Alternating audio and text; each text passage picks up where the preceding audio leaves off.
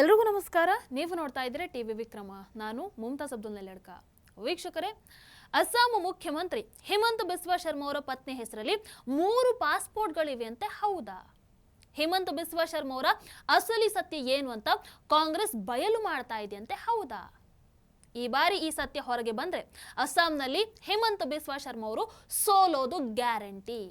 ಇಂತಹ ನೂರಾರು ವಿಚಾರಗಳು ಇವತ್ತು ಸೋಷಿಯಲ್ ಮೀಡಿಯಾದಲ್ಲಿ ಓಡಾಡ್ತಾ ಇದೆ. ಬಟ್ ಇದರಲ್ಲಿ ನಿಜ ಯಾವುದು, ಸುಳ್ಳು ಯಾವುದು ಎಲ್ಲವನ್ನ ಇವತ್ತಿನ ಸ್ಪಾಟೆಡ್ ಕಾರ್ಯಕ್ರಮದಲ್ಲಿ ನಾವು ನೋಡ್ತಾ ಹೋಗೋಣ. ಅದಕ್ಕೂ ಮೊದಲು ನೀವು ಟಿವಿ ವಿಕ್ರಮವನ್ನು ಸಬ್ಸ್ಕ್ರೈಬ್ ಮಾಡದೇ ಇದ್ರೆ ದಯವಿಟ್ಟು ಟಿವಿ ವಿಕ್ರಮವನ್ನು ಸಬ್ಸ್ಕ್ರೈಬ್ ಮಾಡಿ.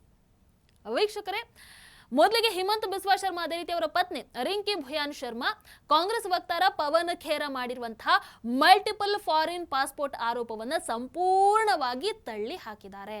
Himanta Biswa Sarma 7 point fact check ಬಿಡುಗಡೆಯನ್ನು ಮಾಡಿ ಖೇರಾ ಹಂಚಿಕೊಂಡಿರುವಂತಹ ಆ ಒಂದು ಮಾಹಿತಿಯಲ್ಲಿ, ಆ ಒಂದು ಡಾಕ್ಯುಮೆಂಟ್ಸ್ ಅಲ್ಲಿ ಆಗಿರುವಂತಹ ತಪ್ಪುಗಳಾಗಿರಬಹುದು, ಎಲ್ಲ ಹೋಗ್ಲಿ, ಆ ಡಾಕ್ಯುಮೆಂಟ್ಸ್ ಗಳಲ್ಲಿ ಆಗಿರುವಂತಹ ಸ್ಪೆಲ್ಲಿಂಗ್ ಮಿಸ್ಟೇಕ್ ಸಮೇತ ಬಯಲಿಗೆ ಎಳೆದಿದ್ದಾರೆ.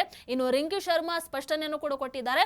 ಇದು AI ಮೂಲಕ ತಯಾರಿಸಲಾಗಿರುವಂತಹ ಫೇಕ್ ಡಾಕ್ಯುಮೆಂಟ್ಸ್. ಖೇರಾ ಸರಿಯಾಗಿ ನೋಡ್ದೇನೆ ಇದನ್ನ ವೈರಲ್ ಮಾಡಿಬಿಟ್ಟಿದ್ದಾರೆ ಅಂತ ಹೇಳಿದ್ದಾರೆ. ಅಷ್ಟೇ ಅಲ್ಲ, ಅಸ್ಸಾಂ ಮುಖ್ಯಮಂತ್ರಿ ಹಿಮಂತ ಬಿಸ್ವಾ ಶರ್ಮಾ ಅದೇ ರೀತಿ ಅವರ ಪತ್ನಿ ಪವನ್ ಖೇರಾ ವಿರುದ್ಧ ಮಾನಹಾನಿ ಮೊಕದ್ದಮೆ ಹೂಡೋದಕ್ಕೆ ಕೂಡ ಇವತ್ತು ಸಿದ್ಧರಾಗಿದ್ದಾರೆ.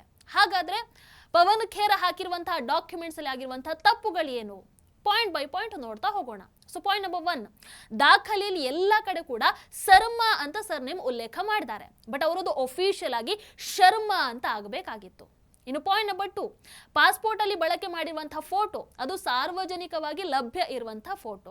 ಇನ್ನು point number 3, UAE ID card ಅಲ್ಲಿ 2 ದೊಡ್ಡ ಫೇಕ್ ಪಾಯಿಂಟ್ಸ್ ನೋಟ್ ಆಗಿದೆ. ಒಂದು, ಸಾಮಾನ್ಯವಾಗಿ UAE ID ಸಂಖ್ಯೆ ಸೆಕೆಂಡ್ ಬ್ಲಾಕ್ ಅಲ್ಲಿ ಇಯರ್ ಆಫ್ ಬರ್ತ್ ಇರುತ್ತೆ, ಅದು 1973 ಇರಬೇಕು. ಬಟ್ ಆದ್ರೆ ಇಲ್ಲಿ 1996 ಅಂತ ಇದೆ. ಇನ್ನು ನ್ಯಾಷನಾಲಿಟಿ, ಅದರಲ್ಲೂ ಕೂಡ ಒಂದಷ್ಟು ಗೊಂದಲ ಇದೆ. ಒಂದು ಕಡೆ ಈಜಿಪ್ಟ್ ಅಂತ ಇದೆ, ಆದ್ರೆ MRZ ಅಲ್ಲಿ ATG ಅಂತ ತೋರಿಸುತ್ತೆ. ಇನ್ನು ಪಾಯಿಂಟ್ ನಂಬರ್ 4, ಆಂಟಿಗ್ವಾ ಮತ್ತೆ Barbuda passport expiry date 25 August 2031 ಅಂತ ಇದೆ, ಆದ್ರೆ MRZ ಅಲ್ಲಿ ಎಕ್ಸ್ಪೈರಿ ಡೇಟ್ 2025 ಅಂತ ದಾಖಲಾಗಿದೆ. ಇನ್ನು ಪಾಯಿಂಟ್ ನಂಬರ್ 5, ಈಜಿಪ್ಟ್ ಪಾಸ್ಪೋರ್ಟ್ ಅಲ್ಲಿ ನಂಬರ್ ಮಿಸ್ ಮ್ಯಾಚ್ ಆಗಿದೆ. ಮೇಲಿನ ಸಂಖ್ಯೆಯಲ್ಲಿ 0207998883 ಅಂತ ಇದೆ, ಬಟ್ MRZ ಅಲ್ಲಿ 0207998834 ಅಂತ ಇದೆ. ಇನ್ನು ಪಾಯಿಂಟ್ ನಂಬರ್ 6, ನ್ಯಾಷನಾಲಿಟಿ, ಅದರಲ್ಲಿ ಸ್ಪೆಲ್ಲಿಂಗ್ ಅಲ್ಲಿ ಕೂಡ ಬಹಳಷ್ಟು ತಪ್ಪು ಇದೆ. ಈಜಿಪ್ಟಿಯನ್ EGYPTIANN ಅಂತ ಇದೆ. ಇನ್ನು point number 7, title deed QR code ಅದು ಅಸ್ತಿತ್ವದಲ್ಲಿ ಇಲ್ಲ. ಅದನ್ನ ಸ್ಕ್ಯಾನ್ ಮಾಡಿದ್ರೆ ಯಾವುದೋ ಒಂದು ಗೂಗಲ್ ಇಮೇಜ್ಗೆ ಅದು ರೀಡೈರೆಕ್ಟ್ ಮಾಡುತ್ತೆ. ಹಾಗಾಗಿ ಇಲ್ಲಿ ಒಂದು ಸ್ಪಷ್ಟ, ಇವ್ರು ಕೊಟ್ಟಿರುವಂತಹ ಎಲ್ಲ ಡಾಕ್ಯುಮೆಂಟ್ಸ್ ಕೂಡ fake documents, miss match data, ಸುಳ್ಳು ಸುದ್ದಿ ಹರಡುವಾಗ ವೆರಿ ಕೇರ್ಲೆಸ್ ಆಗಿ ಇವುಗಳನ್ನ ಮಾಡಿರುವಂಥದ್ದು ಇಲ್ಲಿ ಸ್ಪಷ್ಟವಾಗಿ ಕಾಣಿಸ್ತಾ ಇದೆ. ವೀಕ್ಷಕರೇ, ಪವನ್ ಖೇರಾ ಅವರ ಈ ಒಂದು ನಾಟಕ ಏನಿದೆ, ಇದೇನು ಮೊದಲನೇ ಸಲ ಆಗ್ತಾ ಇರುವಂತದ್ದಲ್ಲ. ಇದೊಂಥರ ಕಾಂಗ್ರೆಸ್ ಪಾರ್ಟಿಯಲ್ಲಿ ನಾನಿದ್ದೇನೆ ಅಂತ ತೋರಿಸ್ಕೊಳ್ಳೋದಕ್ಕೆ ಹುಡುಕಿಕೊಂಡಿರುವಂತ ಒಂದು ಪ್ಯಾಟರ್ನ್ ತರ ಕಾಣಿಸುತ್ತೆ. ಮೊದಲೊಂದು ಮೇನ್ ಹೆಡ್ಲೈನ್ ಸೃಷ್ಟಿಸುವಂತ ಆರೋಪವನ್ನ ಮಾಡ್ಬಿಡೋದು, ಆಮೇಲೆ ಅದು ನ್ಯಾಯಾಲಯಕ್ಕೆ ಹೋಗುತ್ತೆ, ನ್ಯಾಯಾಲಯದಲ್ಲಿ ಹೋಗಿ ಕ್ಷಮೆಯನ್ನು ಕೇಳಿ ಬರುವಂತದ್ದು. ಇದಕ್ಕೆ ಬೇಕಾದ್ರೂ ಉದಾಹರಣೆಯನ್ನು ಕೊಡ್ತಾ ಹೋಗ್ತೀನಿ. 2023ರಲ್ಲಿ ಪವನ್ ಖೇರಾ ಪ್ರಧಾನಮಂತ್ರಿ ನರೇಂದ್ರ ಮೋದಿಜಿಯವರನ್ನ ನರೇಂದ್ರ ಗೌತಮ್ ದಾಸ್ ಅಂತ ಕರೆದು ಗೇಲಿ ಮಾಡ್ತಾರೆ. ಆಮೇಲೆ ಅವರ ಮೇಲೆ ಬೇರೆ ಬೇರೆ ರಾಜ್ಯಗಳಲ್ಲಿ ಈ ವಿಚಾರವಾಗಿ FIR ದಾಖಲಾಗುತ್ತೆ. ಸುಪ್ರೀಂ ಕೋರ್ಟ್ ಅಲ್ಲಿ ಪವನ್ ಖೇರಾ ವಕೀಲರು ಅದನ್ನ ಏನೋ ತಪ್ಪಿ ಹೇಳಿದ್ದಾರೆ, ಅಂದ್ರೆ ಏನು ಸ್ಲಿಪ್ ಆಫ್ ಟಂಗ್ ಅಂತ ಹೇಳಿ ಮುಗಿಸ್ತಾರೆ. ಕೊನೆಗೆ ಪವನ್ ಖೇರಾ ಕ್ಷಮೆಯನ್ನು ಯಾಚಿಸಬೇಕಾಯ್ತು. ಇನ್ನು ಪಾಯಿಂಟ್ ನಂಬರ್ 2, 2022ರಲ್ಲಿ ಖೇರಾ ಸ್ಮೃತಿ ಇರಾನಿ ಅವರ ಮಗಳು ಗೋವಾದಲ್ಲಿ ಅಕ್ರಮ ಬಾರ್ ನಡೆಸ್ತಾ ಇದ್ದಾರೆ ಅನ್ನುವಂಥ ಒಂದು ದೊಡ್ಡ ಮಟ್ಟದ ಆರೋಪವನ್ನ ಮಾಡ್ತಾರೆ. ಅಂಡ್ ಇದಕ್ಕೆ ಪ್ರತಿಯಾಗಿ ಸ್ಮೃತಿ ಇರಾನಿ 2 ಕೋಟಿಯ ಮಾನಹಾನಿ ಮೊಕದ್ದಮೆಯನ್ನು ಹೂಡ್ತಾರೆ.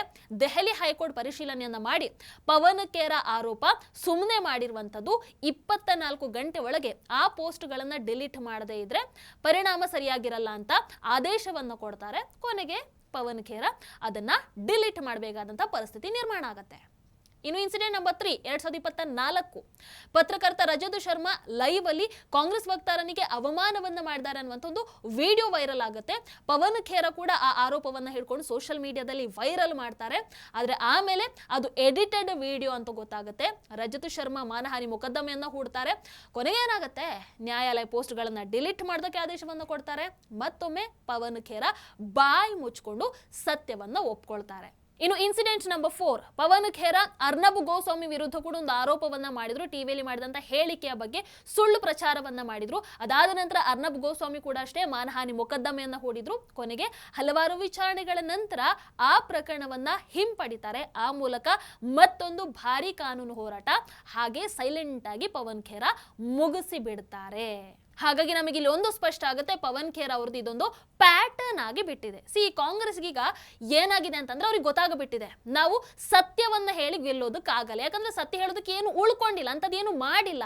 ಹಾಗಾಗಿ ಅವ್ರು ಈಗ ಏನು ಮಾಡ್ತಾ ಇದ್ದಾರೆ, AI ಮೂಲಕ ಏನೋ BJP ವಿರುದ್ಧ ಸುಳ್ಳುಗಳನ್ನ ಹರಡಿ ಫೇಕ್ ಕಂಟೆಂಟ್ ಮೂಲಕ ಜನರ ಮುಂದೆ ಬರ್ತಾ ಇದ್ದಾರೆ, ಜನರನ್ನ ನಂಬಿಸುವಂತಹ ಪ್ರಯತ್ನವನ್ನ ಮಾಡ್ತಾ ಇದ್ದಾರೆ. ಫಾರ್ ಎಕ್ಸಾಂಪಲ್, ಮೊನ್ನೆ ಮೋದಿಜಿ ಅಸ್ಸಾಮಿಗೆ ಹೋಗಿರ್ತಾರೆ. ಆಗ ಹೋಗಿದ್ದಂತಹ ಸಂದರ್ಭದಲ್ಲಿ ಒಂದಷ್ಟು ಫೋಟೋಗಳನ್ನ ಹಂಚಿಕೊಳ್ತಾರೆ ಅಸ್ಸಾಮಿದ್ದು. ಅದನ್ನ ಕಾಂಗ್ರೆಸ್ IT ಸೆಲ್ ತಗೊಂಡು ಏನೋ AI ಯೂಸ್ ಮಾಡಿ ಬೇರೆ ಫೋಟೋಗಳನ್ನ ವೈರಲ್ ಮಾಡ್ತಾರೆ. ಕೊನೆಗೆ ಅವರು ಸಿಕ್ಕಾಕೊಳ್ತಾರೆ. ಅಂದ್ರೆ ಪ್ರತಿ ಸಾರಿ ಕೂಡ ಈ ರೀತಿ ಸುಳ್ಳುಗಳನ್ನ ಹೇಳುವಂಥದ್ದು, ಸಿಕ್ಕಾಕೊಂಡು ಮರ್ಯಾದೆಯನ್ನು ಕಳ್ಕೊಳ್ಳುವಂಥದ್ದು. ಇದನ್ನ ಬಿಟ್ರೆ ಇನ್ನೇನು ಆಗಿಲ್ಲ. ಆದ್ರೂ ಕೂಡ ಕಾಂಗ್ರೆಸ್ ಬುದ್ಧಿ ಅಂತೂ ಕಲಿತಾ ಇಲ್ಲ ನೋಡಿ. ಆದ್ರೂ ಈ ರೀತಿಯಾಗಿ ಪದೇ ಪದೇ ಸುಳ್ಳು ಸುದ್ದಿಯನ್ನ ಹರಡಿ ಜನರ ದಿಕ್ಕನ್ನು ತಪ್ಪಿಸುವಂತಹ ಅಥವಾ ಸಮಾಜದ ಸ್ವಾಸ್ಥ್ಯವನ್ನ ಕೆಡಿಸುವಂತಹ, ಬೇರೆಯವರ ಚಾರಿತ್ರ್ಯ ಹರಣವನ್ನ ಮಾಡುವಂತವರಿಗೆ ಕಾನೂನೇ ಆಕ್ಚುಲಿ ಪೂರ್ಣ ವಿರಾಮವನ್ನ ಹಾಕಬೇಕು ಅಂತ ನಮಗನ್ಸುತ್ತೆ. ನೀವೇನಂತೀರಾ ಕಮೆಂಟ್ ಮಾಡಿ. ಟಿವಿ ವಿಕ್ರಮ, ದೇಶ ನಿಮ್ಮ ಕೈಯಲ್ಲಿ. ಈ ಕಾರ್ಯಕ್ರಮ ನಿಮಗೆ ಇಷ್ಟ ಆಗಿದ್ದಲ್ಲಿ ಲೈಕ್, ಶೇರ್ ಹಾಗೂ ಕಮೆಂಟ್ ಮಾಡಿ. ಟಿವಿ ವಿಕ್ರಮದ ಕಾರ್ಯಕ್ರಮಗಳನ್ನು ನಿರಂತರವಾಗಿ ವೀಕ್ಷಿಸಲು ಸಬ್ಸ್ಕ್ರೈಬ್ ಮಾಡಿ, ಬೆಲ್ ಐಕನ್ ಒತ್ತಿ.